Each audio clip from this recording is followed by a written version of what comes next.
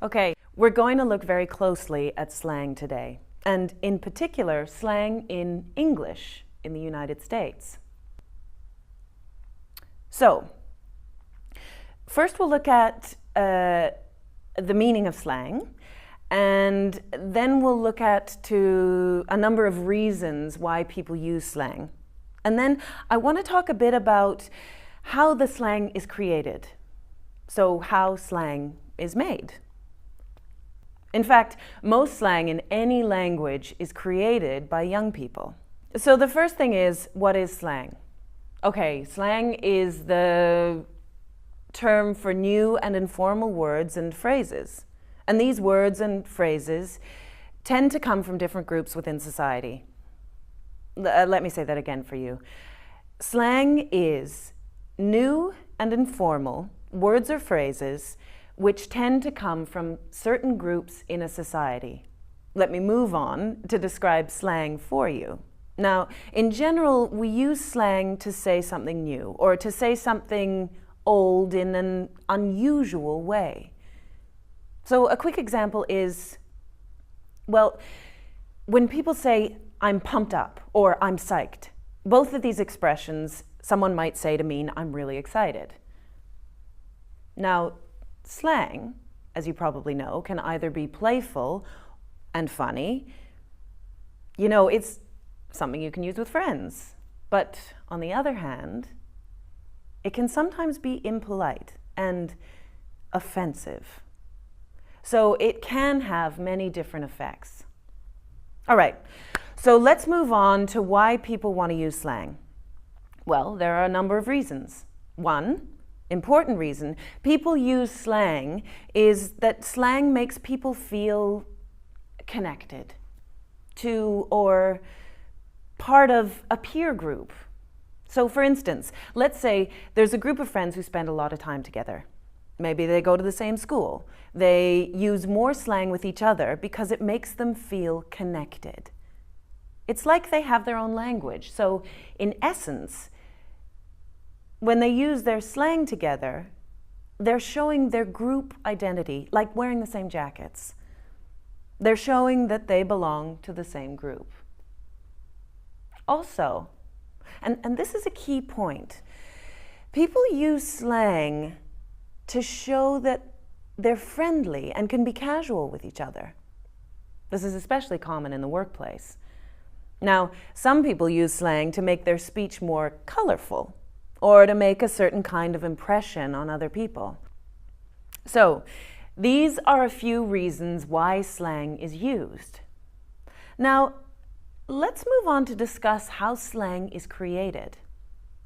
What I want to look at is how people create new slang expressions and often change the spoken language.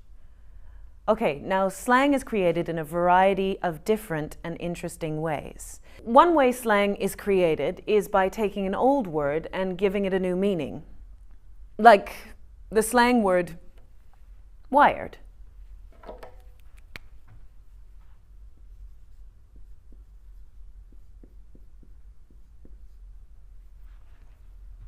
Wired. So let's look at how this works. You know the word wire, like the wire in an electrical cord. To be wired is an adjective.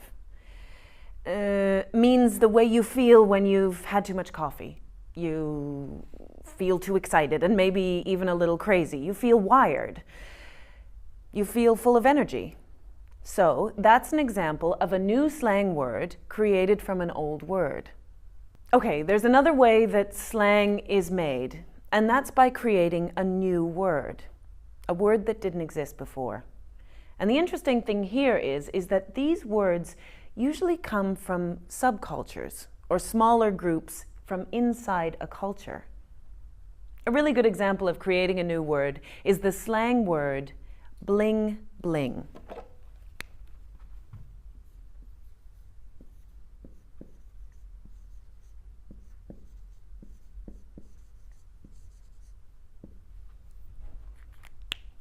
This is a slang word that means shiny jewelry. It's a noun. Most people first heard bling bling in a hip-hop song some years ago, and suddenly many young people began using this expression in their regular conversations. So for example, someone might say, "Look at that bling bling she's wearing." So we've talked about creating slang by using old words in new ways, by creating new words. And now let's look at a third way that slang enters the language.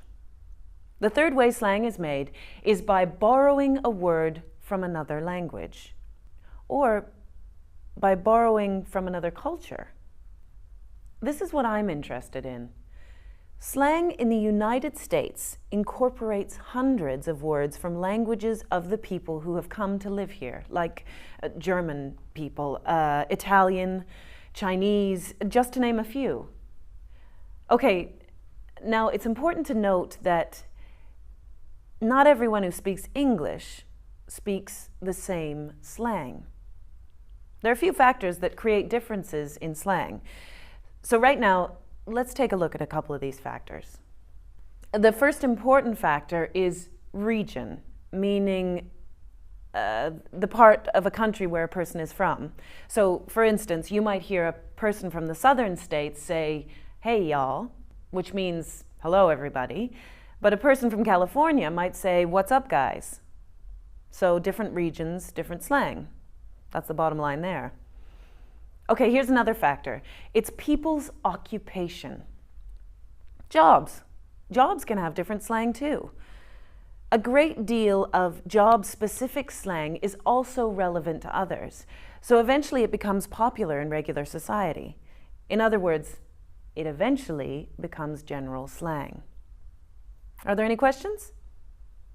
Excellent. Okay, well, so far I've only talked about slang in a positive way, but believe it or not, slang can sometimes be controversial. That's right. Not everyone has a positive opinion about slang. For instance, some people think that if people use too much slang, eventually it might destroy the English language. Let me illustrate this. Remember I said that a lot of slang is created by and used by young people. A lot of the slang in style today and used by young people is not grammatically correct. It breaks the rules of the language. Of course, young people want to break the rules of the language. They want to do things differently because this shows that they are new, a new generation. They don't want to follow the traditions of society. A good example of used slang that is ungrammatical is the popular expression, "my bad." Oh. My bad. My bad. It's what you say when you want to show that you are responsible for a mistake. Like if you forget to bring your friend his book, but it's not correct grammar. We should say "my mistake," but we say "my bad." So what I'm saying here is a lot of slang goes against the rules of the language, and some people are concerned about this. Some people are also concerned when slang is used in a formal situation, like when someone is giving a speech. They think that slang is too informal for a speech. They're also concerned when slang is used for writing, because, as you may know, slang is used more in speaking than in writing. And so, as you've probably been told by your teachers, generally slang is unacceptable in academic essays. So that's the big part of the controversy about slang. So to finish up, I want to make one final point. When you're thinking about slang, keep in mind that languages are living things. They're changing all the time. A new slang helps the language grow and change. All right, I'm afraid we're out of time. I'll see you next week.